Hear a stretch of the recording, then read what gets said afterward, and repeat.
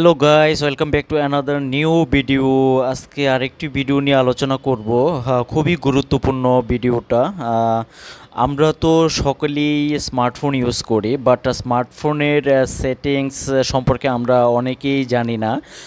মনের অজান্তে অনেক অনেক সেটিং গুলো অটো করা থাকে, যে কারণে আমাদেরকে ভোগান্তিতে পড়তে হয়।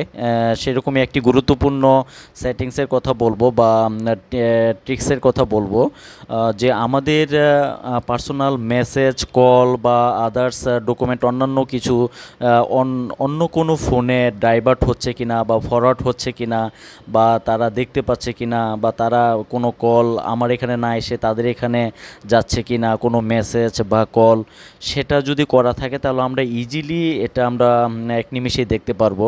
আমরা তো চাই না যে আমাদের কোনো পার্সোনাল কল, পার্সোনাল মেসেজ বা আমাদের ফোনের কোনো কিছুই যে অন্য কোনো ফোনে না যায় বা না পায়, অন্য কেউ না দেখুক। তো সেরকমই একটা ট্রিক্সের কথা বলবো আজকে, যে আমাদের ফোনে কোনো কিছু মানে ফরওয়ার্ড করা আছে কিনা, আমার কল, আমার মেসেজ বা আমার অন্যান্য কোনো কিছু অন্য কোনো ফোনে ফরওয়ার্ড হয়ে যাচ্ছে কিনা তা দেখার জন্য আমাদেরকে প্রথমে কি করতে হবে, ডায়াল করতে হবে স্টার হ্যাশ 62#।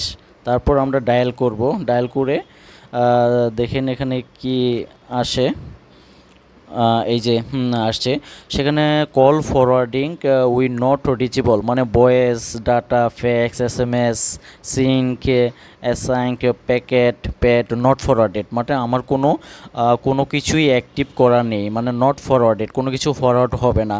সো আমি আমার কোনো ডকুমেন্ট বা কল বা কোনো SMS বা কোনো কিছুই অন্য কোনো ফোনে যাবে না, যেহেতু এখানে নট ফরওয়ার্ডেড। আর যদি কোনো কিছু থাকতো, যদি ভয়েস অথবা ডাটা বা SMS যদি ফরওয়ার্ডেড থাকতো, তাহলে অন্য ফোনে বা অন্য কেউ দেখতে পেত বা আমার তথ্যগুলো পেয়ে যেত অতি সহজে।